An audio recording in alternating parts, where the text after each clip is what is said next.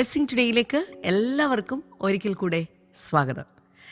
എല്ലാവരും ഈ ആഴ്ചയിൽ അവസാനത്തെ എപ്പിസോഡിലേക്ക് വന്ന് നിൽക്കുമ്പോൾ എത്രമാത്രമാണ് നമ്മൾ ഫിലിപ്പിയ ലേഖനത്തെക്കുറിച്ച് ഇതിനോടകം പഠിച്ചു കഴിഞ്ഞത് അല്ലേ? ഈ ഓരോ വചനഭാഗങ്ങളും നിങ്ങളുടെ ജീവിതത്തിൽ വലിയ പരിവർത്തനങ്ങൾ, വലിയ മാറ്റങ്ങൾ വരുത്തിക്കൊണ്ടിരിക്കുകയാണ് എന്ന് ഞാൻ വിശ്വസിക്കുകയാണ്. കർത്താവ് നിങ്ങളെല്ലാവരെയും ധാരാളമായിട്ട് അനുഗ്രഹിക്കട്ടെ. ഇന്നത്തെ നമ്മുടെ ഒരു സ്പോൺസർ, നമുക്കുള്ളതൊരു കീ സ്പോൺസറാണ്. തൃപ്പൂണിത്തുറയിൽ നിന്ന് ഗായത്രിയാണ്. Thank you sister Gayathri. കർത്താവെ, ഗായത്രിക്ക് സംസാരശേഷി ലഭിക്കുവാൻ ഞങ്ങൾ പ്രാർത്ഥിക്കുന്നു. തൻ്റെ വിദ്യാഭ്യാസം അനുഗ്രഹിക്കപ്പെടുവാൻ ഞങ്ങൾ പ്രാർത്ഥിക്കുന്നു. യേശുവിന് വേണ്ടി ജീവിക്കുവാനുള്ള കൃപയുണ്ടാകേണ്ടതിനായിട്ട് ഞങ്ങൾ പ്രാർത്ഥിക്കുന്നു.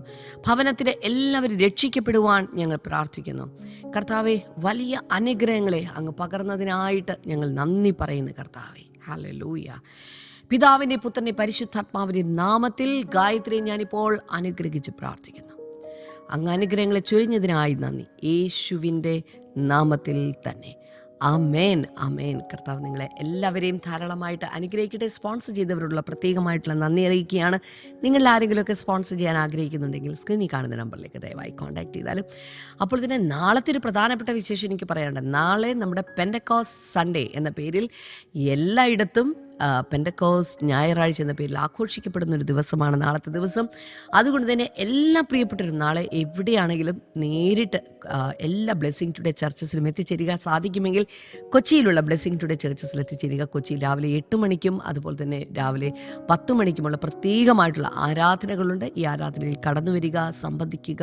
കർത്താവിൻ്റെ അനുഗ്രഹങ്ങൾ കർത്താവ് നിങ്ങളുടെ മേൽ എല്ലാവരുടെ മേലും പകരട്ടെ. തുടർന്ന് വേഗത്തിൽ ഈ ആഴ്ചയിൽ അവസാനത്തെ സന്ദേശമാണ് ഫിലിപ്പിയ ലേഖനത്തെക്കുറിച്ചുള്ള ഫിലിപ്പിയ ലേഖനത്തിൻ്റെ ആ സന്ദേശത്തിലേക്ക് നമുക്ക് വേഗത്തിൽ കിടക്കാം.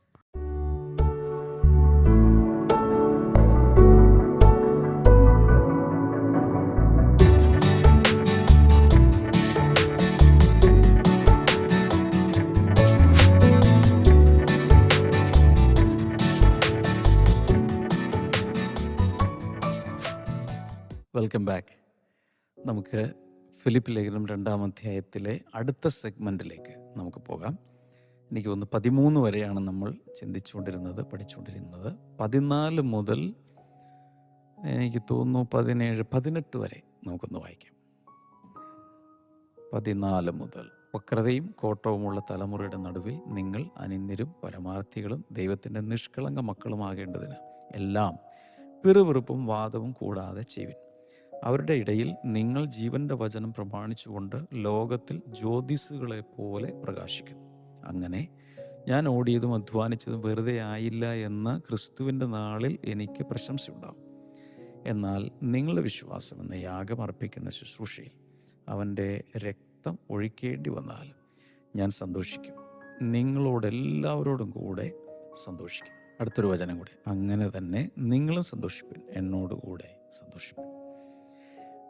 ഈ മൊത്തം ഫിലിപ്പ് ലേഖനത്തെ തന്നെ എ ലെറ്റർ ഓഫ് ജോയ് എന്നാണ് വിളിക്കുന്നത്, സന്തോഷത്തിൻ്റെ കത്ത്. സോ ഇവിടെയും ഒരു സന്തോഷം എന്നുള്ളൊരു വാക്ക് ആവർത്തിച്ച് അദ്ദേഹം പറയുന്നുണ്ട്. ഓർക്കണം, തടവിൽ കിടക്കുന്ന ആളാണ് സന്തോഷിക്കുന്നത്. അതുകൊണ്ടാണ് പറഞ്ഞത്, നമ്മുടെ സന്തോഷത്തിൻ്റെ ഉറവിടം ഭൗതിക മണ്ഡലങ്ങൾ അല്ല. നമ്മുടെ സന്തോഷത്തിൻ്റെ ഉറവിടം പരിശുദ്ധാത്മാവാണ്. റോമാലേഖനം 14-17. ദൈവരാജ്യം ഭക്ഷണം പാനീയവുമല്ല, പിന്നെന്താണ്? നീതിയും സമാധാനവും പരിശുദ്ധാത്മാവിലെ സന്തോഷമാണ്. അതുകൊണ്ട് സാഹചര്യങ്ങൾക്കപ്പുറത്ത് സന്തോഷിക്കാനുള്ളൊരു കൃപയാണ് ദൈവം നമുക്ക് തന്നിരിക്കുന്നത്. ഈ സന്തോഷം ഈ ലെറ്ററിലൂടെ താൻ എല്ലാവരിലേക്കും പകരുകയാണ്. ആദ്യത്തെ വചനം മുതൽ നമുക്കൊന്നുകൂടി നോക്കാം. Do everything without complaining or arguing, so that you may become blameless and pure, children of God without fault in a crooked and depraved generation, in which you shine like stars in the universe as you hold out the word of life, in order that I may boast on the day of Christ that I did not run or labor for nothing. Verse number 17. But even if I am being poured out like a drink offering on the sacrifice and service coming from your faith, I'm glad and rejoice in all of you. So you too should be glad and rejoice with me. ഇതിനു മുമ്പ് നമ്മൾ പറഞ്ഞുകൊണ്ടിരുന്നത് എന്താണ്? Work out your salvation, രക്ഷയ്ക്കായി പ്രവർത്തിക്കുവിൻ. ഇച്ഛിക്ക എന്നതും പ്രവർത്തിക്ക എന്നതും ദൈവമല്ലോ നിങ്ങൾ തിരുവള്ളമുണ്ടായിട്ട് പ്രവർത്തിക്കുന്നത്. അതിൻ്റെ പേരാണ് ഗ്രേസ്. ഗ്രേസ് എന്ന് പറഞ്ഞാൽ കഴിഞ്ഞ കാലങ്ങളിൽ ദൈവം നൽകിയ സകല വാഗ്ദത്തങ്ങളും അനുഗ്രഹങ്ങളും എല്ലാം കൂടെ എടുത്ത് നമ്മുടെ അകത്തേക്ക് ഇട്ട് കഴിഞ്ഞാൽ അതിൻ്റെ പേരാണ് ഗ്രേസ്. ഒത്തിരി വ്യാഖ്യാനങ്ങളുണ്ട്, ഒത്തിരി നിർവചനങ്ങളുണ്ട്. പക്ഷേ ഇതൊന്ന് തലയിൽ വയ്ക്കുന്നത് നല്ലതാണ്. എനിക്ക് കൃപ ലഭിച്ചു, എനിക്ക് ഗ്രേസ് കിട്ടി എന്നൊക്കെ പറഞ്ഞാൽ എൻ്റെ അർത്ഥം ഈ കഴിഞ്ഞ അനേക യുഗങ്ങളിലുള്ള സകല അനുഗ്രഹങ്ങളും വാഗ്ദത്തങ്ങളുടെ നമ്മുടെ മേൽ വരികയാണ്. ഓക്കെ, അപ്പോൾ വർക്കൗട്ട് യുവർ സാൽവേഷൻ, എങ്ങനെയാണ് രക്ഷയ്ക്കായി പ്രവർത്തിക്കേണ്ടത്? കഴിഞ്ഞ ദിവസം ഞാൻ പറഞ്ഞു, ഇതിനകത്തൊരു സിം കാർഡ് ഇട്ട് കഴിഞ്ഞാൽ അത് ആക്ടിവേറ്റ് ചെയ്താൽ മാത്രമേ കോൾ വിളിക്കാനൊക്കെ പറ്റൂ, കണക്ഷൻ കിട്ടുകയുള്ളൂ. ഇതുപോലെ നമ്മുടെ അകത്ത് രക്ഷ വന്നു, പാക്കേജായി വന്നു. ഇനി അതിനെ ആക്ടിവേറ്റ് ചെയ്ത് ഇതിനെ മുന്നിലേക്ക് കൊണ്ടുപോയി അതിനെ വിജയിപ്പിച്ച് അല്ലെങ്കിൽ പൂർത്തീകരണത്തിലെത്തിക്കണം. അതിൽ ചെയ്യാനുള്ള കാര്യങ്ങൾ, വർക്കൗട്ട് യുവർ സാൽവേഷനിൽ ചെയ്യാനുള്ള കാര്യങ്ങൾ 12-ാമത്തെ വചനത്തിൽ ലിവ് ഇൻ ഒബീഡിയൻസ്, അനുസരണത്തിൽ ജീവിക്കണം. 12-ാമത്തെ വചനം, അതുകൊണ്ട് പ്രിയമുള്ളവരെ, നിങ്ങളെല്ലായ്പ്പോഴും അനുസരിച്ചതുപോലെ ഞാൻ അരികത്തിരിക്കുമ്പോൾ മാത്രമല്ല ദൂരത്തിരിക്കുമ്പോൾ ഏറ്റവും അധികമായ ഭയത്തോടും വിറയലോടും കൂടെ നിങ്ങളെ രക്ഷയ്ക്കായി പ്രവർത്തിപ്പൻ. അല്ലേ? അപ്പം ലിവ് ഇൻ ഒബീഡിയൻസ്. ഒന്നാമത്തത് അനുസരണത്തോടെ ജീവിക്കുക. 2, work number 2, live with fear and trembling. ഭയത്തോടും വിറയലോടും കൂടെ നിങ്ങളുടെ രക്ഷയ്ക്കായി പ്രവർത്തിപ്പൻ. ഭയത്തോടും വിറയലോടും കൂടെ. അതാണ് രണ്ടാമത് ചെയ്യേണ്ട കാര്യം. ഒന്ന്, അനുസരിക്കുക. അടുത്താണെങ്കിലും അകലെയാണേലും അനുസരിക്കുക. അപ്പസ്തോലന് അടുത്തില്ലേലും അകലെയാണേലും അനുസരിക്കുക. ശുശ്രൂഷകർ നമ്മളോടുകൂടെ ഉണ്ടെങ്കിലും ഇല്ലെങ്കിലും അനുസരിക്കുക. നിങ്ങളുടെ സഭയിലെ പാസ്റ്റർ നിങ്ങളോടുകൂടെ ഉണ്ടെങ്കിലും ഇല്ലെങ്കിലും അനുസരിക്കുക. രണ്ടാമത്തത് live with fear and trembling. ഭയത്തോടും വിറയലോടും കൂടി വേണം പ്രവർത്തിക്കാൻ. ഇവിടെ this means with the fear of God, ദൈവഭയത്തോടു കൂടി എന്നാണ് എൻ്റെ അർത്ഥം. ഈ ഫിയർ നെഗറ്റീവ് അല്ല, പോസിറ്റീവായിട്ടുള്ള ഫിയറാണ്. വിത്ത് അറ്റ്മോസ്റ്റ് കെയർ ആൻഡ് ഡിലിജൻസ് എന്നാണ് അർത്ഥം. വളരെ ശ്രദ്ധയോടും കൂടെ വേണം ചെയ്യാൻ. ഇതൊരു ഗോഡ്ലി ഫിയറാണ്. This is called holy fear. ഇത് വിശുദ്ധമായൊരു ഭയമാണ്. Not a bad fear, but not a negative fear. It is saving fear. എന്ന് വെച്ചാൽ ഇത് നമ്മൾ നഷ്ടപ്പെട്ടു പോകാതെ നമ്മൾ രക്ഷയിൽ തന്നെ പിടിച്ചു നിർത്തുന്ന ഒരു ദൈവഭയമാണ്. റെഡീമിങ് ഫിയർ എന്ന് വേണമെങ്കിൽ ഇതിനെ പറയാം. വീണ്ടെടുക്കുന്ന രക്ഷ. That leads to holiness. അത് നമ്മെ വിശുദ്ധിയിലേക്ക് നടത്തും. From the knowledge of the awesomeness of God. ദൈവത്തിൻ്റെ വലുപ്പം അറിഞ്ഞിട്ടുള്ള ഉള്ളിൽ വരുന്ന ഒരു ദൈവഭയം.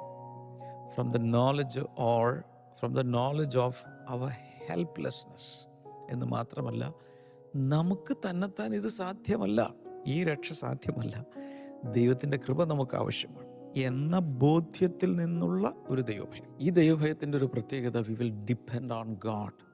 നാം ദൈവത്തിൽ ആശ്രയിക്കും. ദൈവഭയം ഇല്ലാത്തവർ ദൈവത്തിൽ ആശ്രയിക്കില്ല. ഈ ഏശയ്യാവിൻ്റെ പുസ്തകം 66:2 ട്രെംബ്ലിങ് അറ്റ് ഗോഡ്സ് വേർഡ് എന്ന് പറയും. തൻ്റെ വചനത്തിൽ വിറയ്ക്കുന്നവർ എന്ന് പറഞ്ഞാൽ വചനത്തെ അതുപോലെ ബഹുമാനത്തോടെ കാണുന്ന ആളുകൾ. നമ്മൾ ദൈവവചനത്തെ എങ്ങനെ കാണുന്നത്? ദൈവവചനം നമ്മുടെ കയ്യിൽ കിട്ടുമ്പോൾ നമ്മൾ അതിനെ വായിക്കുന്നു. എന്നാൽ അതിനപ്പുറത്ത് അതിനെ ബഹുമാനത്തോടുകൂടി ഇത് ഞാൻ അനുസരിക്കേണ്ട ദൈവവചനമാണെന്ന് മനസ്സിലാക്കി കാണുകയാണെങ്കിൽ അത് രക്ഷയ്ക്കുള്ള പ്രവർത്തനമാണ്. എന്ന് മാത്രമല്ല, ഈ ദൈവഭയത്തിൻ്റെ പ്രത്യേകത, it helps us to turn away from evil. തിന്മയിൽ നിന്നും ഓടി രക്ഷപ്പെടുവാനുള്ള ഒരു സഹായമാണത്. ഈ ദൈവഭയമുള്ളവർ തിന്മയെ വിട്ട് ഒഴിയും. വർക്ക് 3, മൂന്നാമത് ചെയ്തത്, live without complaining or arguing. പരാതിയില്ലാതെ സകലവും പിറുപിറുപ്പും വാദവും കൂടാതെ ചെയ്യുവൻ. Live without complaining or arguing. പരാതി വേണ്ട, അതുപോലെ തർക്കം വേണ്ട. ഇതില്ലാതെ 14-ാമത്തെ വചനത്തിൽ പറയുന്നുണ്ട്. 1 Corinthians 10:10 നമ്മൾ കാണുന്നത് do not grumble as some of the Israelites did, they were killed by the destroying angel. അവിടെ പറയുന്നത് ഇസ്രായേൽ ജനം അവരെന്ത് ചെയ്തു? പലരും പിറുപിറുത്തു, എന്നിട്ട് അവരെ ഡെസ്ട്രോയിങ് ഏഞ്ചൽസ് വന്ന് അവരെ കൊന്നുകളഞ്ഞു. അപ്പോൾ പിറുപിറുപ്പിൻ്റെ അവസാനം മരണമാണ്, മുറുമുറുപ്പിൻ്റെ അവസാനം മരണമാണ്. മനസ്സിലായോ? ആരും പിറുപിറുക്കരുത്. വാഗ്വാദം വേണ്ട, ആർഗ്യൂയിങ് വേണ്ട, കംപ്ലൈനിങ് വേണ്ട, മർമറിങ് വേണ്ട, ഗ്രംബ്ലിങ് വേണ്ട. ഇതെല്ലാം കളഞ്ഞ്, കാരണം അതിൻ്റെ അവസാനം മരണമാണ്. ഒരിക്കൽ ഒരു അധ്യാപകൻ തൻ്റെ ക്ലാസ്സിലുള്ള കുട്ടികളുടെ കയ്യിലെല്ലാം എല്ലാവരുടെ കയ്യിലും ഒരു ജാറ് കൊടുത്തു. എന്നിട്ട് പറഞ്ഞു, നിങ്ങൾക്കുള്ള കംപ്ലയിൻസ് എല്ലാം കൂടെ ഒരു പേപ്പർ കഷ്ണത്തിലാക്കിയിട്ട് ജാറിലിടാൻ പറഞ്ഞു. കുട്ടികൾ ചെയ്തത് ഓരോരുത്തർക്കും അതത് സമയത്ത് തോന്നുന്ന പരാതികൾ, കംപ്ലൈൻറ്റുകളെല്ലാം നോട്ട്ബുക്കിൽ നിന്ന് പേപ്പർ കയറി എഴുതി അതിടും. ഒരാഴ്ച കഴിഞ്ഞ് അധ്യാപകൻ വന്ന് നോക്കുമ്പോൾ എല്ലാ ജാറുകളും നിറഞ്ഞിരിക്കുകയാണ്. അപ്പോൾ അധ്യാപകൻ ചോദിച്ചു, ഇത്രയും കംപ്ലൈൻറ്റുകൾ മക്കളെ നിങ്ങൾക്കുണ്ടോ? അപ്പോൾ ഓരോ കുഞ്ഞുങ്ങളും അപ്പോഴാണ് ചിന്തിക്കാൻ തുടങ്ങി, അയ്യോ ഒരാഴ്ച കൊണ്ട് ഞങ്ങൾ ജാറ് നിറച്ചു. സ്കൂളിനെ കുറിച്ചുള്ള പരാതി, ഇന്ന ടീച്ചർ സോഷ്യൽ സ്റ്റഡീസ് എടുക്കുന്ന ടീച്ചർ പറയുന്നത് മനസ്സിലാകുന്നില്ല, ഡ്രില്ല് ചെയ്യിപ്പിക്കുന്ന സാറ് ശരിയായിട്ടല്ല ചെയ്യുന്നത്, സ്വിമ്മിങ് സാറ് ശരിയല്ല, പിന്നെ ചില സമയത്ത് ഫാൻ വർക്ക് ചെയ്യുന്നില്ല, ചില സമയത്ത് ടീച്ചേഴ്സ് പീരീഡ് നീട്ടിക്കൊണ്ടു പോകുന്നു, സ്പെഷ്യൽ ക്ലാസ് വയ്ക്കുന്നു, ചില പഠിച്ചിട്ട് മനസ്സിലാകുന്നില്ല, മാർക്ക് ശരിയായ രീതിയിൽ കിട്ടിയില്ല. ഇങ്ങനെ 100 പരാതികളാണ് കുട്ടികൾ അതിനകത്തിട്ടത്. അപ്പോൾ അധ്യാപകൻ ചോദിച്ചു, ഒരാഴ്ച കൊണ്ട് ഇങ്ങനെയാണെങ്കിൽ നിങ്ങളുടെ ജീവിതകാലം മുഴുവനുമുള്ള പരാതികളെല്ലാം കൂടെ കൂട്ടിയാൽ എത്ര വലിയൊരു മലയായിരിക്കും അത്. ഇതാണ് ദൈവം നമ്മളോട് ചോദിക്കുന്നത്. നമ്മുടെ ജീവിതത്തിൽ പരാതികൾ പരാതികൾ പരാതികൾ പരാതികൾ, ഒത്തിരി പരാതികൾ. പക്ഷേ ഈ പരാതികൾ ഒരിക്കലും ദൈവത്തെ പ്രസാദിപ്പിക്കില്ല, ദൈവത്തെ സന്തോഷിപ്പിക്കില്ല. പിറുപിറുപ്പും പരാതിയും ദൈവത്തിൻ്റെ ഹൃദയത്തെ ദുഃഖിപ്പിക്കുന്നു.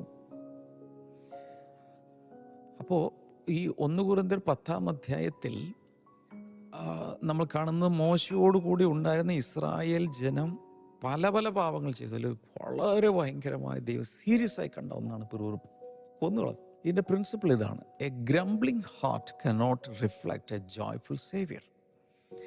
പരാതി ഉള്ള ഒരു ഹൃദയത്തിന് സന്തോഷം നൽകുന്ന ഒരു രക്ഷകനെ കുറിച്ച് ചിന്തിക്കാൻ പോലും സാധ്യമല്ല. ഈ പരാതിപ്പെട്ടി അടച്ച് കടലിലോട്ട് എറിഞ്ഞെങ്കിൽ മാത്രമേ നമുക്ക് എന്തുണ്ടാകുകയുള്ളൂ?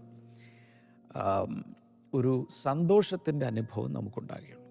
Grumbling dims the light, gratitude makes it Shine.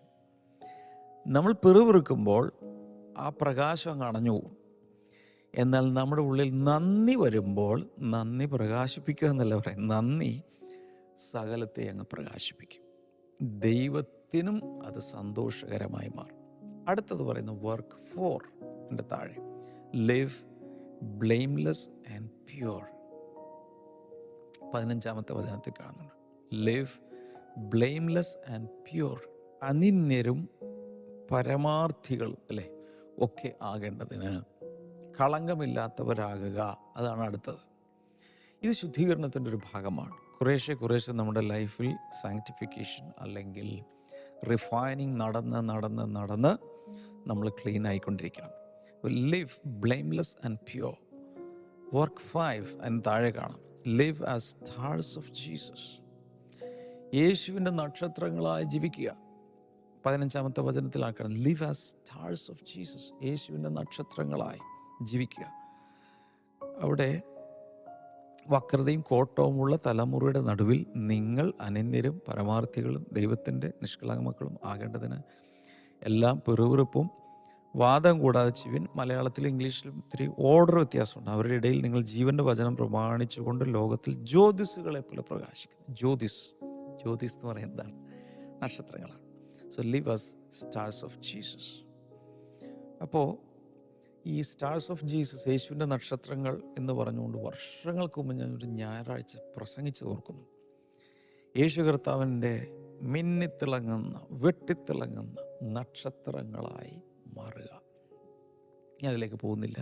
രണ്ടാം ലോക മഹായുദ്ധം നടക്കുന്ന സമയത്ത് ഭയങ്കരമായ യുദ്ധം സമുദ്രത്തിലും, എന്ന് വെച്ചാൽ അതിനെന്താ പറയുക, നാവികസേന എന്നല്ല പറയുന്നത്, നാവികസേനയുടെ നേവൽ രീതിയിലുള്ള അറ്റാക്സും എല്ലാം നടക്കുക. ബോംബ് സ്ഫോടനങ്ങൾ, ഈ ആകാശമൊക്കെ ഇങ്ങനെ നിറഞ്ഞ് കറുത്ത പുക പോലെ നിറയുന്നു.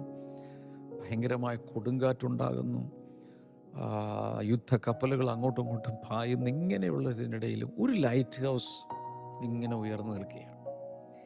ഈ ലൈറ്റ് ഹൗസിൽ നിന്നും ബീമുകൾ ഇങ്ങനെ പോവുകയാണ്. അപ്പം ഈ ബോംബ് സ്ഫോടനം നടന്നപ്പോഴും കൊടുങ്കാറ്റടിച്ചപ്പോഴും ഈ തമ്മിൽ മനുഷ്യരടിച്ചപ്പോഴും ഈ ലൈറ്റ് ഹൗസ് അങ്ങനെ തന്നെ നിൽക്കുകയാണ്. അതിൻ്റെ ബീമുകൾ കപ്പലുകളെ വഴികാട്ടിക്കൊണ്ടിരിക്കുന്നു, മനുഷ്യർക്ക് മാർഗനിർദ്ദേശം നൽകുന്നു. ഇങ്ങനെ തന്നെ നിൽക്കുകയാണ്. അപ്പം അങ്ങനെ നിൽക്കുമ്പോൾ നമ്മൾ മനസ്സിലാക്കേണ്ടത്, വക്രതയും കോട്ടവുമുള്ള തലമുറ തമ്മിലടിക്കുമ്പോഴും ഒരു ലൈറ്റ് ഹൗസ് അതുപോലെ തന്നെ നിൽക്കുന്നു. അതിന് വ്യത്യാസമൊന്നുമില്ല. ഈ ലൈറ്റ് ഹൗസിന് ഒരിക്കലും യുദ്ധം നിർത്താൻ പറ്റിയില്ല, കൊടുങ്കാറ്റിനെ സ്റ്റോപ്പ് ചെയ്യാൻ പറ്റിയില്ല. പക്ഷേ യുദ്ധത്തിനകത്തൂടെ, കൊടുങ്കാറ്റിനുള്ളിലൂടെ, കാർമേഘത്തിൻ്റെ അകത്തൂടെ ഈ പെനിട്രേറ്റ് ചെയ്ത് ഈ പ്രകാശം അതിങ്ങനെ പരത്തിക്കൊണ്ടിരുന്നു. ഇതുപോലെ തന്നെയാണ് നക്ഷത്രങ്ങൾ, മുകളിൽ നിൽക്കുന്ന നക്ഷത്രങ്ങൾ.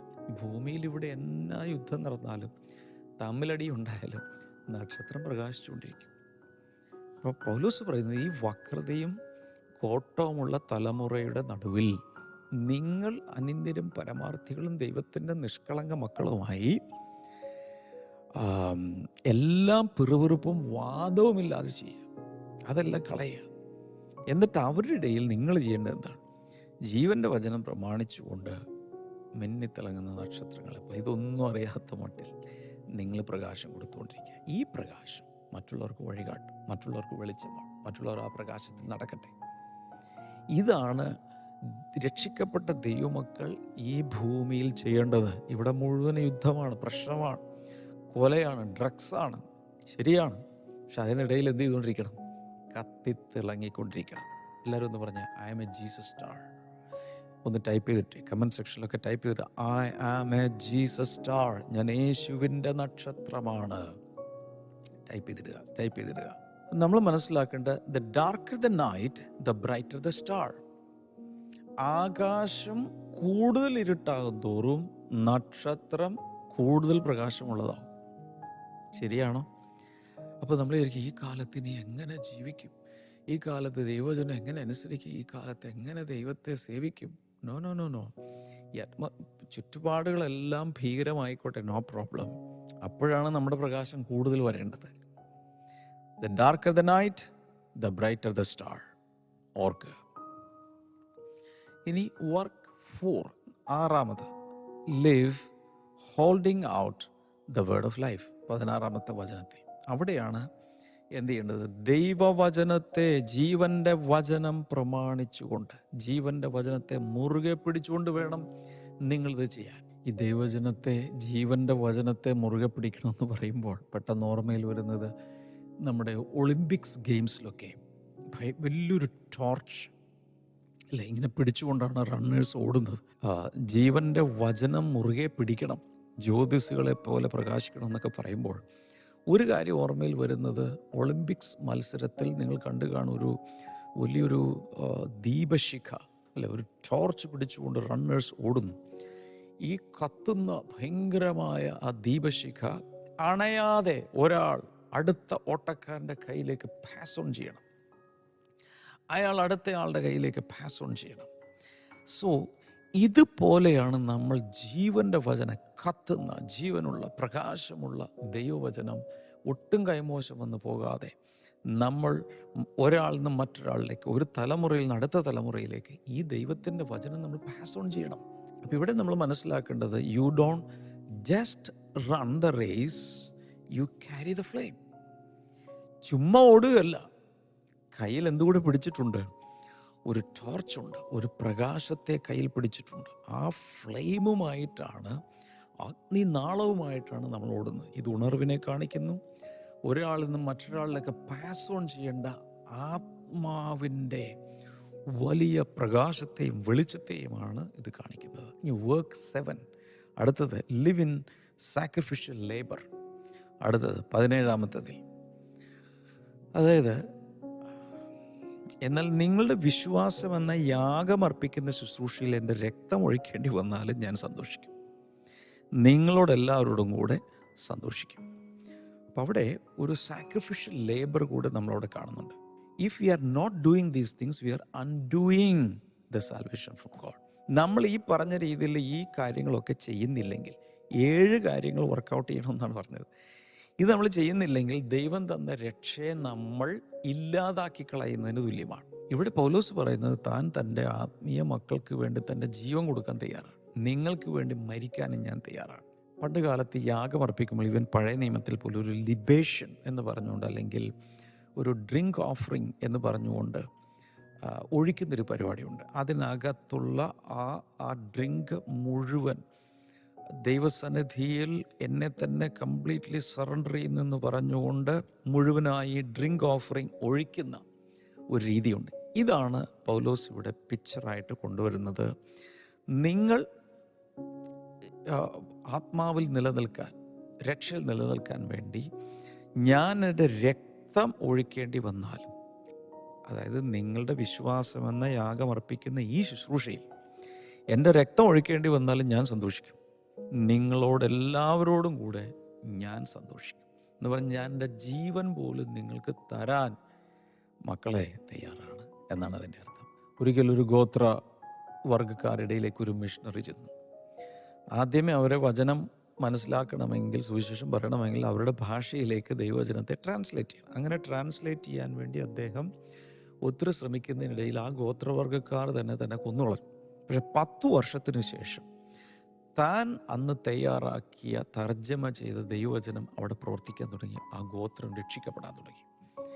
സോ തൻ്റെ ജീവൻ അവിടെ അർപ്പിച്ചു, അതിനാൽ ബാക്കിയുള്ള എല്ലാവരും രക്ഷപ്പെടാൻ തുടങ്ങി. ഇതാണ് പൗലോസ് ഇവിടെ പറയുന്നത്. ഇനി 18-ാമത്തെ വചനത്തിൽ പറയുന്നത്, so you too should be glad and rejoice with me. നിങ്ങളും സന്തോഷിക്കാനാണ് പറയുന്നത്. Rejoice even in your sacrifice. അപ്പോൾ നിങ്ങൾ കൂടെ എന്നോടൊപ്പം സന്തോഷിക്കുക. ഞാൻ ഇത്രയും വലിയ സാക്രിഫൈസ് ചെയ്താലും അതിൽ പോലും എനിക്ക് സന്തോഷമുണ്ട്. നിങ്ങൾ എന്നോടൊപ്പം റിജോയ്സ്. വീണ്ടും ആ സന്തോഷം അദ്ദേഹം ഇവിടെ കൊണ്ടുവരികയാണ്. ഞങ്ങൾക്ക് വേണ്ടി പ്രാർത്ഥിക്കാം. എല്ലാവരും നെഞ്ചിൽ കൈവയ്ക്കുക. കർത്താവേ, ഈ വചനത്തിൽ പറഞ്ഞിരിക്കുന്ന പോലെ ജീവിക്കാൻ, രക്ഷയ്ക്കായി പ്രവർത്തിക്കാൻ നീ ഞങ്ങളെ സഹായിക്കണം. ഈ 7 കാര്യങ്ങളിലൂടെ രക്ഷ വർക്കൗട്ട് ചെയ്യിപ്പിക്കാൻ ഞങ്ങളെ സഹായിക്കണേ എന്ന് പ്രാർത്ഥിക്കുന്നു. Thank you Lord.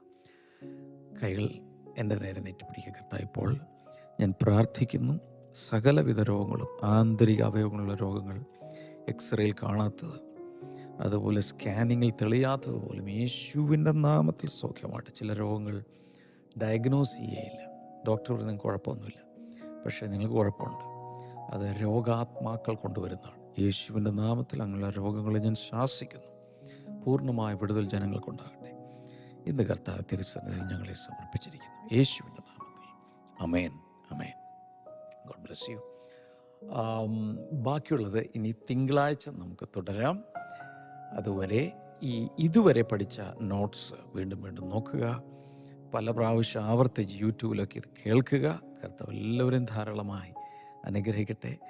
തിങ്കളാഴ്ച നമുക്ക് ഇതിലൂടെ വീണ്ടും കാണാം. അതിനിടയിൽ സൺഡേയുള്ള ആരാധനയിലൊക്കെ വന്ന് സംബന്ധിക്കണം. God bless you all. Bye by.